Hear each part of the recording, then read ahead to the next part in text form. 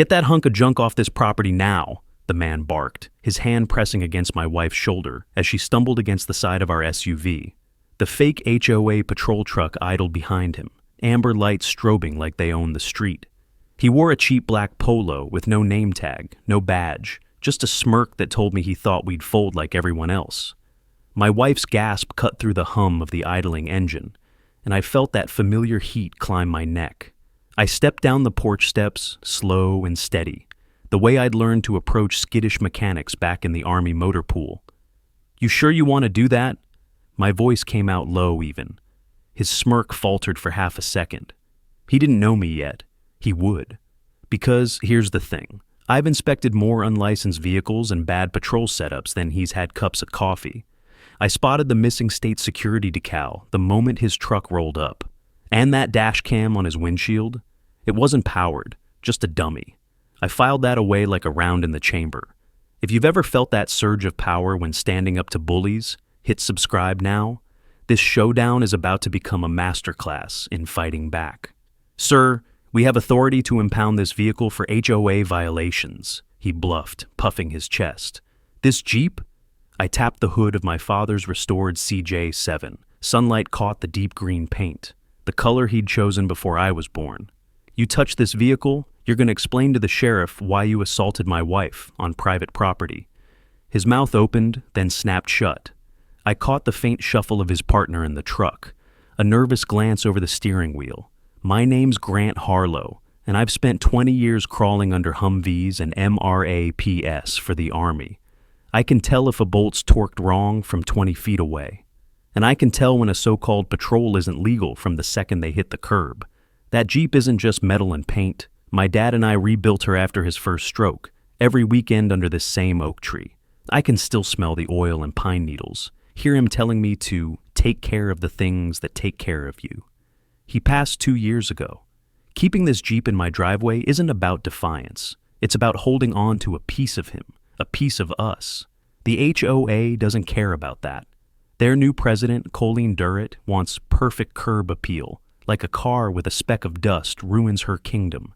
And now she's sending goons to make her point. That's the kind of small-time tyranny that rots a neighborhood from the inside. I looked at my wife. Her hands trembled as she brushed dirt off her scrubs, eyes wet and wide. That did it for me. This wasn't just about some letter in the mailbox anymore.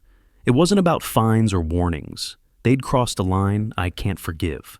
The patrol guy backed toward his truck, muttering something about talking to the board. I didn't move. I let the moment hang, quiet except for the cicadas and the Jeep's metal cooling in the sun. A neighbor's curtain twitched across the street. Good, let them see. Let the whole cul-de-sac watch what happens when someone decides enough is enough. Where are you watching from? Because from my porch, I saw a line in the dirt today.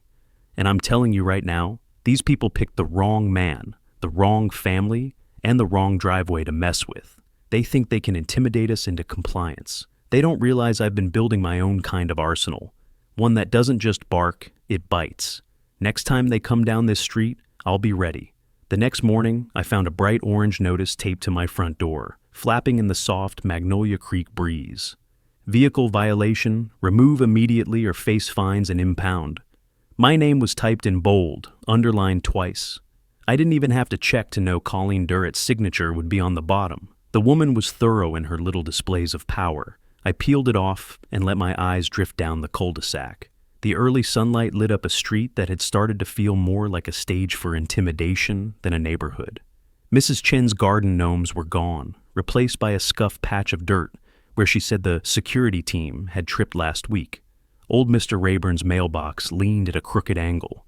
He'd told me the patrol truck grazed it during one of their late-night drive-bys, but the board called it weather damage. I tucked the notice under my arm and started walking. If Colleen thought she could isolate me, she didn't understand how soldiers survive. You scan the environment, you connect the dots, and you build your network. 2 houses down, I found Mrs. Chen kneeling in her garden, carefully patting down soil around a bed of marigolds. "They came back?" she asked softly, eyes flicking to the paper in my hand. "Yeah," I said, shoved this on my door, threatened to take my Jeep. She shook her head. "They scare everyone. I keep my lights off now. They circle, like wolves."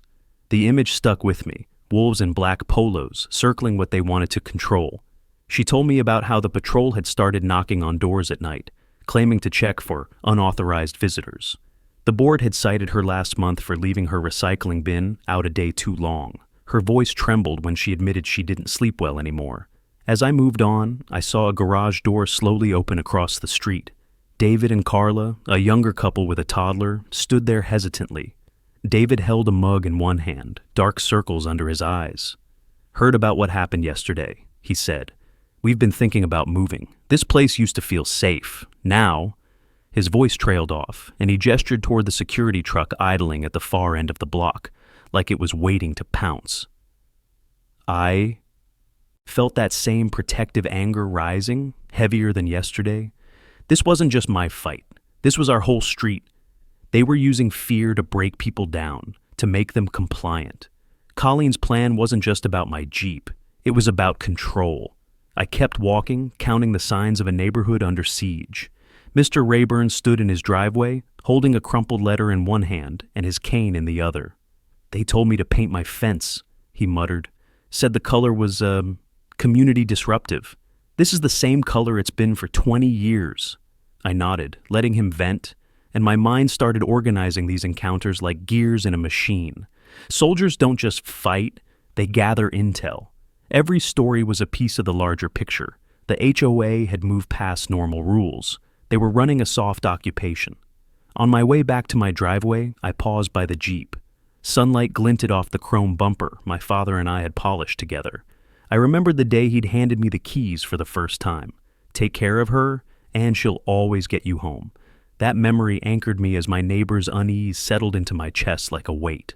I pulled the violation notice from under my arm and read it again, this time out loud. Impound, daily fines, HOA, security discretion. They were counting on people crumbling under the language alone. But I'd spent my career dissecting reports, identifying weaknesses, and turning the enemy's paperwork against them. Across the street, the black patrol truck rolled slowly past, windows tinted.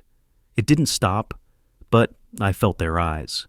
My neighbors watched too, from windows and behind cracked doors. The patrol wanted us scared. Colleen wanted us divided.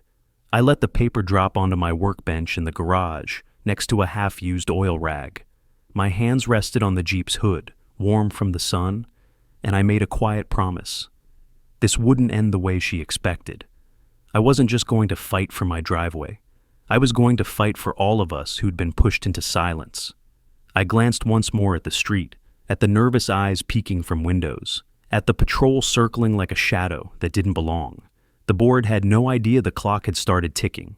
The HOA clubhouse smelled like fresh paint and stale coffee, a mix that always made my stomach turn. Tonight's meeting had drawn more people than usual, probably because Colleen Durrett had sent out another round of threatening emails about community enforcement updates. I took a seat in the back, my arms crossed, letting the cool hum of the air conditioning wash over me as the board shuffled papers like they were planning a military operation. Colleen stood at the front, hair perfectly sprayed, a string of pearls gleaming under the fluorescent lights. "Our neighborhood is safer than ever," she declared, her voice carrying that rehearsed confidence I'd come to hate. "Thanks to our security patrol, violations are down, and we're on track for record property values." I watched the faces in the room, neighbors shifting in their seats, glancing at each other, not quite believing her. Mrs. Chen avoided her eyes completely. David and Carla didn't even show up. Fear had a way of keeping people home. Then my attention shifted to the man seated 3 chairs down from Colleen, Eli Barnes, the board's secretary. He was in his late 30s, wiry build, with glasses that slipped down his nose every few minutes. He kept adjusting them nervously, avoiding eye contact with the audience. When Colleen mentioned increased patrol presence, Eli's fingers fidgeted with a pen, spinning it, tapping it against the table, then dropping it. His shoulders tensed like he was holding something back. I knew that look. I'd seen soldiers carry secrets like that, the kind that burned holes in your gut until you either spoke up or cracked.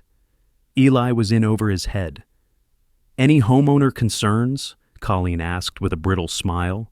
Her gaze scanned the room, but slid right over me like I was invisible. I raised my hand anyway. Yeah, I've got one. My voice was steady, just loud enough to draw every eye in the room. Yesterday, your so-called patrol shoved my wife against our car. They left a new violation notice on my door this morning. You want to explain how that makes anyone here safer? A murmur rippled through the room. Colleen's smile twitched but didn't break. Mr. Harlow, the patrol operates within the guidelines of our community rules. If your vehicle, my vehicle, I interrupted, is fully operational, legally parked, and cleaner than half the cars in this neighborhood, and your patrol isn't licensed, I checked. So tell me, are we calling it security or are we calling it harassment? Eli dropped his pen again. His knee bounced under the table, and he looked down at the meeting agenda like it could swallow him whole. His face flushed, and when he finally glanced my way, there was a flicker of something, guilt, maybe fear. He looked like a man chained to a secret he didn't want. Colleen cleared her throat, cutting through the silence. We'll address this matter privately. This meeting is for community updates, not the truth, I said, letting the question hang in the air. A couple of neighbors shifted forward in their seats, emboldened by the confrontation. Mrs. Chen met my eyes and gave the tiniest nod. Colleen's smile returned, sharp and cold. Meeting adjourned. She tapped her papers together and left through the side door, heels clicking like gunshots. The room dissolved into low whispers, chairs scraping against tile. I lingered in the back as people filed out. Eli stayed seated, hunched over his notes, pretending to organize them. When the last neighbor left, I stepped closer. You saw what happened, I said quietly. He didn't look up. His hands trembled as he stacked the papers into a messy pile. I can't get involved, he muttered. His voice cracked like a dry branch. You don't know what she's capable of. I know enough, I said, softer this time. And I know you're not okay with this. Eli's Adam's apple bobbed. His eyes flicked to the door, then to me, and back to his papers. For a moment, I thought he might say something, but he just shook his head and stuffed the agenda into a folder. The weight of his silence said more than words could. When I stepped back into the humid night, the street was quiet, but my mind wasn't. Eli Barnes was a man standing on the edge of a decision, and I knew sooner or later that edge was going to crack. The patrol truck rolled by slowly as I walked to my driveway, its headlights washing over my father's Jeep under the oak tree. I rested my hand on the warm hood, grounding myself. My neighbors were scared.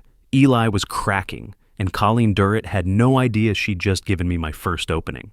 Drop a like if you've ever seen someone in power push too far, and hit subscribe so you don't miss how I turn this HOA's own tactics against them. Where are you watching from? The next morning, the threats got louder. I woke up to the sound of gravel crunching under tires and the slow sweep of headlights across my bedroom wall. By the time I reached the front window, the black HOA patrol truck was idling in front of my driveway again, its amber lights blinking like a warning. My wife, Mara, pulled her robe tighter and whispered, "They're really not letting this go, are they?" I grabbed my phone and started recording through the glass. The driver didn't get out, just stared at the Jeep under the oak tree before easing the truck forward and parking across the street. A minute later, a second vehicle, this one with Colleen Durrett herself in the passenger seat, rolled up. They didn't honk or knock. They just watched. By noon, the new violation notice arrived, this one with bold red lettering. Final warning, vehicles subject to removal. Daily fines begin tomorrow.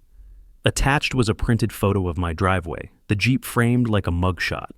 They'd taken the picture at night. I felt my jaw tighten. I'd seen intimidation tactics before, overseas and stateside, but seeing them in my own quiet cul-de-sac hit different.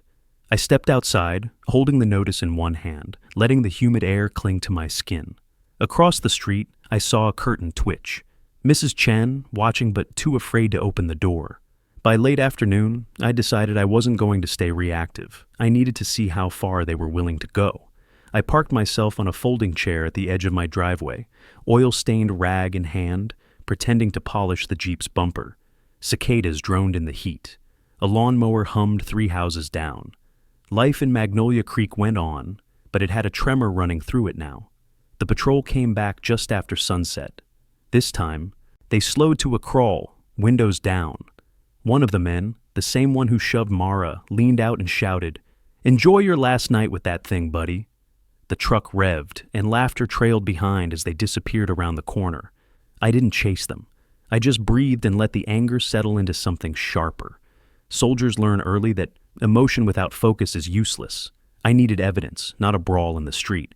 I went back into the garage, pulled my small tripod and camera out from the shelf, and mounted it facing the Jeep. If they came onto my property again, I'd have it all on record. When I returned to the porch, Mara was waiting with 2 mugs of coffee. "This is getting scary," she said softly. Her eyes darted to the camera. "Do you think it'll be enough?" "It'll start the clock," I said. "And once the clock starts, they can't stop it." She didn't ask what I meant, but she knew the look on my face. I'd worn it on deployment when we were about to set a plan in motion. Calm, cold, certain. As night deepened, I sat on that porch and listened. Somewhere down the block, a dog barked. A truck door slammed. The air carried the faint scent of cut grass and motor oil. My father used to say, "You don't win by yelling. You win by watching." I thought about my neighbors, hiding behind blinds, hoping the board's harassment would pass over them if they stayed quiet. I thought about Eli Barnes, his hand trembling over that pen at the last meeting. Fear only works until someone decides it doesn't. When the patrol didn't return that night, I went inside and locked the door. Mara was already in bed, but I lingered by the window for a moment, staring at the Jeep under the oak tree. The board wanted me cornered, isolated, and scared. Instead, they just lit the fuse. The next move would be mine. The sun was just starting to rise when I made my move. I'd barely slept, my mind running through every violation, every shove, every smug smile Colleen Durrett had flashed in that clubhouse. If I was going to stop this, I needed more than fear. I needed proof that would stick. I eased the Jeep out of the driveway, its engine purring the way my dad and I tuned it to years ago. The neighborhood was quiet, dew clinging to mailboxes and lawns. I drove a slow loop past the cul-de-sac entrance, scanning for the patrol truck. I didn't have to wait long. They were parked at the edge of the community, half hidden behind the hedge near the old brick entry sign. The black truck sat there idling, amber lights off for now. I parked 2 streets over, out of sight, and walked toward the corner on foot, phone in hand. From a distance, I started snapping photos. The truck had no state-issued security plate, just a generic license. The side decal read, Magnolia Creek Safety, but the letters were peeling like they'd been slapped on with the cheapest vinyl. My military inspection instincts kicked in, I noticed. The front passenger headlight had moisture inside the casing. That meant the truck had probably been salvaged, maybe even uninsured. I moved closer, crouching behind the hedge. The passenger door was open, and I caught sight of the officer scrolling through his phone. No clipboard, no logbook, no visible security license anywhere. When he leaned out to spit, I saw the waistband of his shorts. No duty belt, no radio, not even pepper spray. Unlicensed, untrained, and definitely a liability waiting to happen. I filmed a 30-second clip, zooming in on the missing security ID, the casual behavior, the lack of required gear. Then I stepped back and snapped a clear shot of the VIN through the windshield. If the state licensing board wanted proof these guys weren't operating legally, I was going to hand it to them, gift-wrapped. By the time I got back to the Jeep, adrenaline had replaced the grogginess in my veins. I drove straight to the local diner on the edge of town, parked in the back lot, and pulled up the state's online database for private patrol licenses. Magnolia Creek HOA wasn't listed. I checked twice, scrolling through every variation of the name. Nothing.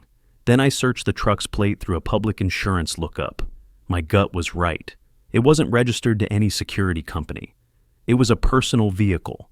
That made what they'd done to Mara and what they were threatening to do to my Jeep even more illegal than I'd thought. I took a slow sip of diner coffee, letting that sink in. Colleen Durrett wasn't just bending the rules. She was running a fake patrol with no licenses, no insurance, and no training, on streets where families lived and kids played. One accident, one shove too far, and the HOA would be facing a lawsuit big enough to sink the board. Outside the window, a school bus rumbled past. I thought about the neighbors hiding behind their blinds, praying the board wouldn't pick on them next. They deserve better than fear and staged authority. When I got home, I didn't park the Jeep in the driveway. I positioned it sideways across the front yard for a few minutes, snapped a wide-angle photo with the patrol truck creeping past in the background, and then sent the shot to a secure folder I'd created. It was time to start stacking my evidence like bricks. Mara came outside, arms folded tight against the morning chill. "You're really doing this, aren't you?" "Yeah," I said. "I've got everything I need to start the clock." She glanced at the camera I'd mounted on the porch last night, the little red light blinking steadily. "Good, because I'm tired of feeling like a prisoner in my own house." I looked down the street where the patrol had stopped for a moment, the driver leaning forward to see what I was doing. He didn't know yet that I had them cornered. He didn't know that a soldier's patience is the sharpest weapon of all. By the time I went inside, my plan was taking shape. This wasn't just about defending my Jeep anymore. This was about dismantling Colleen Durrett's whole operation, piece by piece, violation by violation. And the first official call was coming soon. By the next evening, the weight of everything landed squarely on our shoulders. Mara sat on the back porch, hands wrapped around a mug of tea that had long gone cold. Her eyes stayed on the driveway, on my father's Jeep under the oak tree, as if expecting the patrol to materialize at any moment. "They've driven past 3 times tonight," she said quietly. I counted. I leaned against the porch railing, watching the last sliver of sunlight fade into the tree line. "I know, I've got it all on the camera, every pass, every slow roll. If they step foot on the property, I'll have what I need." She didn't answer right away, just traced her finger along the mug's rim. "I used to love this neighborhood," she whispered. "Now I get a knot in my stomach every time I pull into the driveway." Her words hit harder than I expected. I'd seen combat zones where tension lived in the air, but this was our home. This was supposed to be the safe place, the one my father worked his whole life to give me. I glanced at the Jeep, catching a reflection of the porch light on the polished chrome bumper. That old truck had carried more than tools and memories. It carried my family's pride. The sound of an engine rumbled in the distance. I checked my phone screen linked to the porch camera. There it was again. The black HOA patrol truck, crawling down the street like a predator testing the fence line. I felt my pulse kick up, but I stayed still, calm. Soldiers learn early that fear and anger can't run the mission. Discipline does.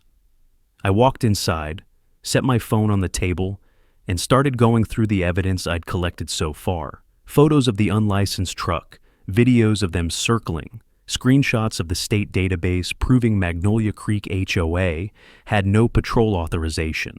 Piece by piece, it was becoming a wall they couldn't climb over.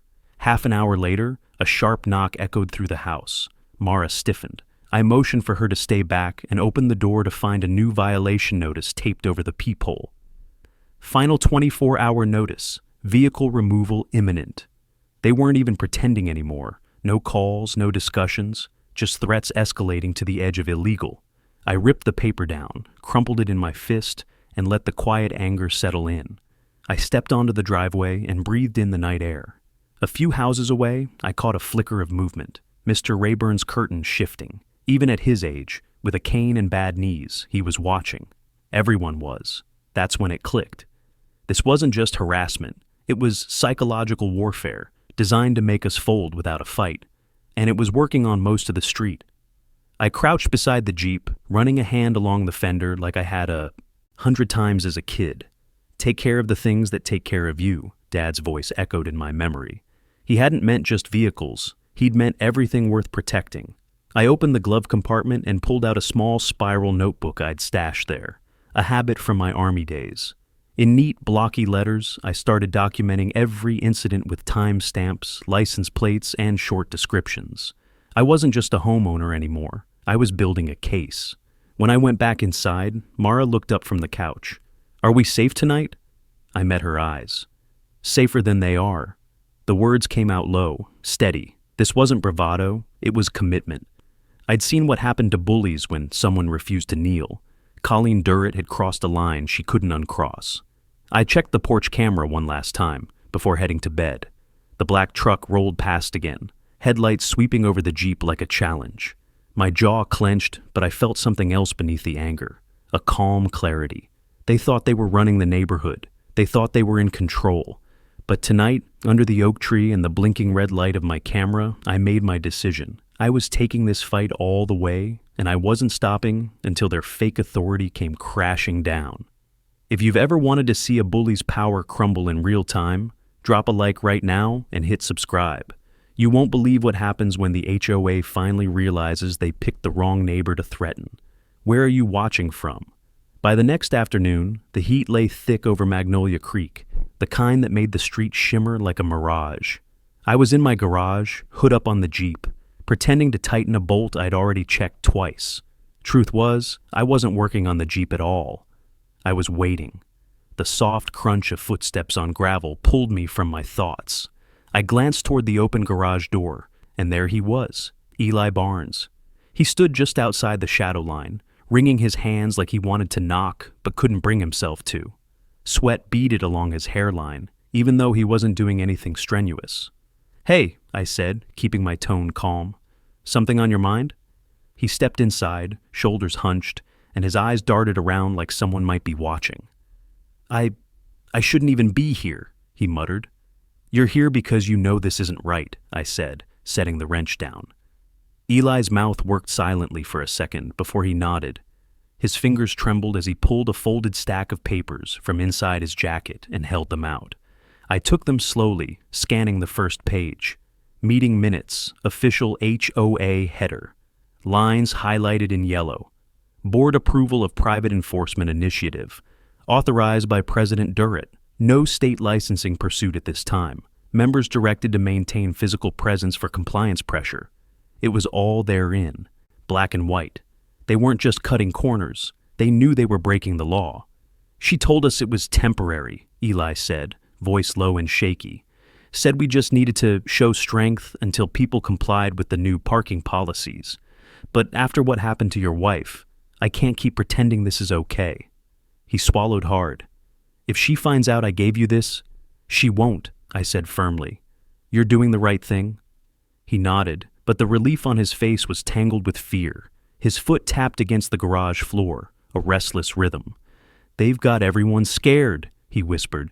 "Rayburn, Chen, even me, Colleen runs this place like it's hers." I glanced toward the oak tree, the Jeep gleaming in the afternoon light, and felt that familiar protective burn in my chest. Not for much longer. Eli took a half step back, like he was already regretting this. "You have to promise me. You'll keep my name out of it." "I will," I said. "But this is the piece I needed. Once I move, they can't hide from what they've done." He hesitated, then gave a quick nod and slipped out of the garage, vanishing down the street without another word. I stood there for a moment, listening to the distant hum of cicadas and the soft clink of metal cooling on the Jeep's hood. In my hands, the papers felt heavier than they should have. This wasn't just about catching Colleen Durrett in a lie. This was a trigger, a key to unlock the full weight of the state licensing board and local law enforcement. With this, her fake patrol wasn't a neighborhood annoyance anymore. It was a legal disaster waiting to happen. I spread the pages out on my workbench, snapping photos of each one with my phone, then sliding the originals into a manila envelope. Evidence had a way of disappearing if you weren't careful, and I wasn't taking any chances. As I locked the garage and stepped onto the driveway, I caught sight of the black patrol truck down the block, idling in the heat haze. For the first time in weeks, I didn't feel dread settle in my chest. I felt clarity. They were circling, but they didn't know the game had changed. They didn't know that one of their own had just handed me the fuse that would burn Colleen's little empire down to the ground. Under the shade of the oak tree, I rested my hand on the Jeep's fender and let the moment sink in. The war wasn't won yet, but the tide had turned, and they had no idea it was coming. I spent the next morning in my small home office, blinds drawn, the hum of the desktop computer filling the quiet. The envelope from Eli Barnes sat on my desk like a loaded weapon. Every time I glanced at it, I felt the weight of what it meant. Proof the board knew exactly what it was doing. Proof that Colleen Durrett had ordered an unlicensed patrol to harass her own neighbors. I opened a new folder on my computer labeled MC_HOA_evidence and started the methodical work that had kept me alive in the Army and in every inspection since. Photos first. The patrol truck's peeling decals, missing state ID plates, and the close-up of the VIN through the windshield. Then the short videos from my porch camera showing them circling, lights flashing, slowing like predators testing prey. Finally, the scanned pages from Eli, the meeting minutes and the email printout authorizing physical presence for compliance pressure. It wasn't just a pile of complaints anymore. It was a case file. Mara peeked in from the hallway, her face drawn but curious. "You've been in here since breakfast?" she said softly. "I'm building the record," I said, without looking up. "This is what they can't argue with. Timestamps, photos, official paperwork. Once I hand this over, it's not just my word against hers anymore." She walked in and put a hand on my shoulder. "I hope they realize what's coming." "They won't," I said. "That's the best part. People like Colleen only understand power when it's staring back in their face." I moved to the next step, contacting the state licensing board for private patrol operators. I drafted an email attaching the evidence and described the situation in precise clinical language. No emotion, no accusations beyond what the evidence showed. I requested a review for unlicensed operations and noted the physical altercation with Mara as a potential criminal matter. Next, I called the local police liaison for community safety. My voice stayed calm and measured as I explained what had been happening, and that I had evidence of unlicensed security acting as law enforcement in a residential neighborhood. The officer on the line listened carefully, asked a few clarifying questions, and finally said, "Mr. Harlow, we'll want to take a look at what you've got. That's not legal in this county." The first official thread had been pulled. I leaned back in my chair and allowed myself one long breath. For the first time since the shove in the driveway, I wasn't reacting. I was moving. I was dictating the tempo now. The rest of the afternoon was spent refining my timeline. Every harassment, every violation notice, every nighttime pass. I color-coded the incidents, red for physical threats, yellow for patrol sightings, blue for paper violations. It looked like a campaign map by the time I was done, a visual of pressure and escalation that any investigator could follow. By evening, the hum of cicadas drifted through the open window, and I watched the patrol truck crawl past again on the live porch feed. This time, I didn't flinch or tighten my fists. I just watched, calm and cold. Mara leaned against the doorframe. "They're still trying to scare us," she said. "Let them," I replied. "By next week, the only people they'll be scaring are themselves." Before I shut down for the night, I uploaded all my files to 2 secure backups, 1 cloud, 1 encrypted drive. I'd learned long ago that leverage only works if you can prove it exists when it matters. Under the soft light of the desk lamp, I looked at a photo of my father taped to the bookshelf. He was leaning against the Jeep, grinning, grease on his hands. "Taking care of things that take care of you," he'd said that day. I nodded to the photo like he was still standing there. The Jeep was more than a vehicle. It was a line I refused to let anyone cross. And now that line was reinforced with evidence sharp enough to cut through every lie Colleen had wrapped herself in. By the time the streetlights flickered on outside, I was ready. The first calls had been made. The first files had been sent. And for the first time in weeks, I knew exactly how this would end. By the time Friday rolled around, Magnolia Creek felt like a pressure cooker ready to blow. I'd sent my first wave of evidence to the state licensing board and the police liaison, but now it was time to build the final layer, the kind of airtight record that left no cracks for Colleen Durrett to wiggle through. I started that morning in the driveway, kneeling beside the Jeep under the oak tree. The metal was warm from the sun, and the faint smell of oil and old leather grounded me. I adjusted the porch camera for a wider angle, making sure it caught the entire street. Then, I set up a second camera inside the garage window, pointed at the Jeep. If the patrol stepped foot on my property again, there'd be no denying it. The neighborhood was eerily quiet. Mrs. Chen waved nervously from her garden, but didn't dare come closer. Across the street, Mr. Rayburn sat on his porch with his cane resting against the rail, watching like a silent sentinel. The whole cul-de-sac was holding its breath. By mid-morning, the black HOA patrol truck made its first pass. I stayed seated in my folding chair at the edge of the driveway, coffee in hand, phone recording discreetly. The driver slowed just enough for me to catch his face in the frame. He scowled when he noticed the cameras and muttered something to his partner before driving on. I didn't chase them. I didn't speak. Silence was my weapon now. Later, I made quiet rounds to my closest neighbors, the ones I knew were fed up but scared. I started with David and Carla, who opened their garage just enough for me to slip in. "They left another note on our door," Carla whispered, holding up a folded paper with shaking hands. "I'm documenting everything," I said. "If you're willing, I need you to keep each notice, time and date it. If the authorities need community testimony, these details will matter. David exhaled slowly. So, this is really happening? You're going after them? I nodded once. It's already in motion. The more we show them a pattern, the faster this ends. From there, I moved to Mrs. Chen. She clutched her hands in front of her apron as I explained the plan, her eyes darting toward the street every few seconds. When I asked if she'd be willing to provide a statement if needed, she hesitated, then gave a tiny nod. "They scare me," she whispered, "but I want my peace back." By the time I returned to my own garage, the evidence folder had grown thicker. Photos of violation notices from multiple homes, each with dates and times noted. Quiet pressure was building, and I could feel the tide shifting. That evening, as the sun slid behind the rooftops, I decided to test the patrol's nerves. I parked the Jeep slightly angled in the driveway, hood toward the street, and left the garage door open just enough to reveal the cameras inside. The effect was immediate.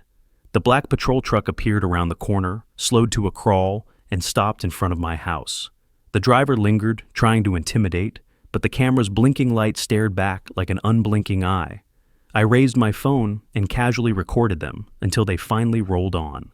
Inside, Mara watched the footage with me. "They know now," she said quietly. "They know they're being boxed in." "Good," I said, "because the more they realize they've lost control, the more mistakes they'll make." I backed up all the day's footage to my secure folders and made 2 copies of the neighbor notices. Then I drafted a short update email to the police liaison and licensing board, attaching 3 of the clearest patrol videos. By the time the neighborhood went dark, I felt a shift in the air. The fear that had gripped the street was thinning, replaced by a sense of anticipation. My neighbors had started leaving porch lights on again. Curtains twitched not with dread, but with curiosity. Under the oak tree, I rested my hand on the Jeep's fender one more time. My father's words echoed in my head. "You win by being patient. You win by being ready." The preparation phase was complete. The next time the HOA moved, it would be on my terms, and there'd be no turning back for Colleen Durrett. Drop a like if you've ever wanted to see a bully's power crumble step by step, and hit subscribe so you don't miss the moment this HOA realizes their control is over. Where are you watching from? The morning air in Magnolia Creek carried that strange, heavy quiet that comes before a storm. Not a weather one, but the kind that lives in people's chests. I stood in my driveway under the oak tree, sipping coffee as the black patrol truck made its predictable slow crawl past my house. The driver's face was tense, and for the first time, he didn't shout or smirk. He just stared at the cameras, at the Jeep angled like a defiant sentinel, and kept driving. Inside, my office looked like a war room. Evidence files were stacked neatly on my desk. Violation notices from neighbors, screenshots of my emails to the state licensing board, photos of the unmarked patrol truck, and Eli's damning meeting minutes. I checked my inbox. Again, and there it was. An official reply from the state board investigator confirming they had opened a case and would coordinate with local law enforcement.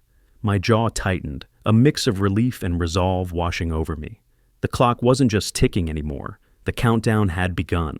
I forwarded the board's confirmation to my secure folder and then texted Eli a single line. "It's moving. Stay clear tonight." He read it immediately but didn't reply, which was answer enough. He'd done his part, and now I was doing mine. By early afternoon, I took a slow walk through the neighborhood, letting my presence be seen. Mr. Rayburn gave me a nod from his porch. Mrs. Chen stepped out just long enough to whisper, "Something feels different." I smiled faintly. "It is. Just watch." I returned home to find Mara in the kitchen, scrolling through her phone. She looked up and said, "They haven't been by in an hour. That's the longest gap in weeks." "They know something's coming," I said. "Predators get twitchy when they feel the trap closing." After lunch, I double-checked all my camera angles and synced the feeds to my phone. I wanted live eyes on every corner of the property. Then I packed the manila envelope of physical evidence, labeled, time-stamped, and cross-referenced, and slipped it into my backpack. Tonight, everything I'd prepared would go live. By evening, the street had an audience. A few neighbors lingered in their yards, pretending to water plants or check mail. The patrol truck rolled by again, slower than ever, like a shark sensing blood, but unsure where it was coming from. I stayed on my porch with my arms crossed, silent, letting the cameras and the tension do all the talking. At 7 p.m., I got the call I'd been waiting for. The police liaison confirming that officers and a state investigator would attend the HOA meeting tomorrow night. "We've reviewed your evidence," he said, voice measured but firm. "We'll be there." When I hung up, I felt the weight of weeks of pressure shift off my shoulders. Tomorrow wasn't just another meeting. It was the turning point. Mara stepped out onto the porch, tucking a strand of hair behind her ear. "You look calm," she said, almost surprised. "I am," I replied. "This is the part I'm good at. Preparation's over. Now we execute." We sat together under the soft glow of the porch light, watching the street. The oak tree's branches swayed gently in the night air, leaves whispering like an old ally. I thought of my father, of the countless hours we'd spent with wrenches and rags and quiet conversations. That Jeep wasn't just metal. It was history, defiance, and a promise that I would never be bullied out of my home. Around 9, the patrol made one last pass. They slowed, lingered, then drove off without a word. I didn't lift a finger. The cameras caught it all, and I knew the next time those lights flashed in Magnolia Creek, it wouldn't be them in control. It would be the law. I locked the garage, double-checked the backups, and stood in the driveway one last time. Tomorrow, the whole board would have to face me, the evidence and the authorities they had hoped would never come. They wanted a war of intimidation. They were about to get a war of proof. The HOA clubhouse had never felt this full. Folding chairs scraped against the tile floor as neighbors packed the room, whispering in low tones that carried the tremor of weeks of quiet fear. I walked in slow, the manila envelope tucked under my arm, and felt every eye follow me to the back row. The fluorescent lights buzzed overhead, and the air conditioner rattled like it didn't want to be here either. Colleen Durrett was already at the front, pearls gleaming under the harsh lights. Her smile was fixed and tight, the kind that could crack if you stared long enough. The black patrol truck idled outside. I'd seen it when I parked, but tonight it looked abandoned, like its owners didn't want to step foot inside. She tapped the microphone. "Welcome, neighbors," she said, her voice syrupy sweet. "We've called this meeting to address ongoing compliance concerns and to remind everyone of the importance of following community rules." I could feel Mara's presence just behind me, her hand brushing my shoulder briefly, grounding me. I didn't move. I wanted her to see what real accountability looked like. Before Colleen could launch into her usual speech, the side door swung open. 2 uniformed officers entered, followed by a man in a suit carrying a thin black briefcase. Conversation stopped mid-breath. Chairs squeaked as everyone turned to watch. "Excuse me," the officer said, voice firm. "We're here on behalf of the county police and the state licensing board. We have business with the Magnolia Creek HOA." Colleen froze, her lips parting for a split second before she found her voice. "Oh, of course. What's this about?" The man in the suit stepped forward, flipping open a folder. "We've received credible reports of unlicensed security operations conducted under your authority. Operating a private patrol without state licensing, insurance, and proper training violates multiple statutes." He held up a printed photo, my photo, of the patrol truck parked near the entry sign. "This vehicle has been observed performing enforcement actions on public access streets. That's illegal." A gasp rippled through the room. Mrs. Chen's hand flew to her mouth. Mr. Rayburn leaned forward on his cane like he'd been waiting for this day. Colleen's voice wavered. "This is a misunderstanding. We were only trying to—" The officer cut her off. "Ma'am, we also have a signed statement of physical harassment against a resident, captured on home surveillance. The victim and witnesses are present." He gestured toward me without looking away from her. I rose slowly, the envelope still. Under my arm, and the room went silent. I could feel the weight of weeks of fear and preparation settle into this single moment. I placed the envelope on the table in front of the board and slid it across the polished surface. "Inside," I said, my voice calm, "you'll find every violation notice, every patrol pass caught on camera, and the minutes from your own meeting authorizing illegal activity. I didn't come here to argue. I came to end this." Colleen's hands trembled as she opened the envelope and saw the evidence spill out. Eli Barnes, seated at the far end of the table, looked like he might pass out. He kept his head down, but I caught the smallest flicker of relief on his face. The investigator snapped a photo of the documents with his tablet. "This is sufficient to proceed. Effective immediately, the unlicensed patrol must cease operations. We'll be following up regarding liability and fines." Neighbors began murmuring louder now, no longer whispers of fear, but voices of release. Carla hugged her toddler close. David shook my hand firmly. Even Mrs. Chen stepped forward to stand a little taller, her eyes shining. Colleen slumped in her chair, all her polish cracking under the fluorescent lights. You set this up," she whispered, almost to herself. I leaned in slightly, keeping my voice low but steady. "Number?" "You did. I just turned on the lights." The officer addressed the room. "If anyone here feels they've been harassed or intimidated, now is the time to step forward. Statements will help ensure this never happens again." Hands went up across the room. One by one, neighbors began to speak, their voices growing stronger with every sentence. The room that had once felt like a cage now felt like the first breath of freedom. I stood back and let it happen, watching as the board that had ruled through fear dissolved under the weight of its own choices. The cameras, the photos, the neighbors, they were all part of the same message. This street belonged to the people who lived here, not the bullies who tried to control it. By the time the officers stepped outside to take statements, the air felt lighter than it had in weeks. Tomorrow would bring the paperwork and the cleanup, but tonight was the breaking point. And I'd made sure Colleen Durrett would never forget it. The night after the HOA meeting felt different. For the first time in weeks, Magnolia Creek wasn't holding its breath. Porch lights glowed warmly instead of like warning beacons. Curtains were open. Laughter floated faintly from 2 houses down, where kids rode bikes under streetlights. The shadow that had been crawling over this street was gone. I stood in my driveway, hands resting on the fender of my father's Jeep. The chrome caught the soft glow of the oak tree's branches swaying overhead. And for a moment, I thought about all the quiet hours we'd spent out here together. Wrenches in hand, oil under our nails, talking about how a man takes care of what's his. I whispered, "We did it, Dad," and felt the cool metal answer in silence. Mara came out barefoot, holding 2 mugs of coffee even though it was well past dark.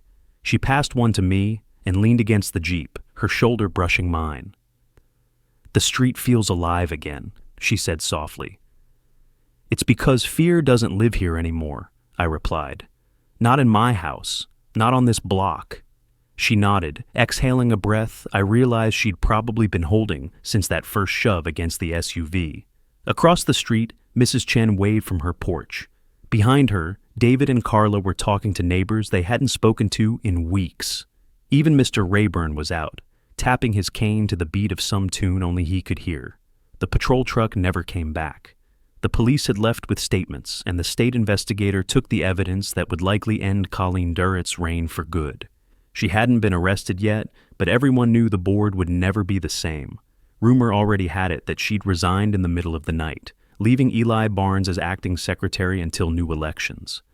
I walked Mara to the sidewalk, letting the night breeze carry the smell of fresh-cut grass and faint barbecue from down the block. Neighbors stopped to thank us as they passed, voices low but filled with relief. One woman I barely knew whispered, "You gave us our street back." I didn't give them a speech. I didn't need to. I just nodded and said, "All it takes is one person who won't bend." Back in the garage, I started carefully taking down the extra camera. The mission was over, but I wasn't in a hurry to erase the reminder of what vigilance looks like. On my workbench, the empty manila envelope sat folded flat.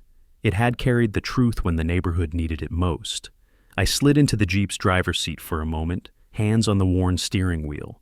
I thought about how close we'd come to losing more than just a vehicle. We could have lost peace, dignity, the quiet pride of knowing this street was truly ours. Instead, we'd turned a story of intimidation into a lesson in accountability. Mara leaned into the garage doorway, watching me. "Feels good, doesn't it?" "Better than good," I said. "It feels right." We sat there for a moment, just listening to the night sounds of Magnolia Creek returning to normal. Sprinklers ticking, crickets chirping, a dog barking 2 streets over. Life was back, and it was ours. I stepped out of the Jeep and looked one last time at the oak tree, its branches swaying gently against the starlit sky. That tree had been here longer than the HOA, longer than any board president. It had watched my father and me rebuild this Jeep. It had watched a fake patrol try to scare us out of our own home. And tonight, It stood over a driveway that felt like sacred ground again. I turned to Mara and said, "They thought control came from fear. Turns out, it comes from standing tall and not backing down." We showed him that. If you've ever had to fight for your own home, your dignity, or your peace, share your story in the comments and tell me where you're watching from. I want to hear from the people who know what it means to hold the line. Because this isn't just my victory. It's a reminder that no homeowner has to be silent.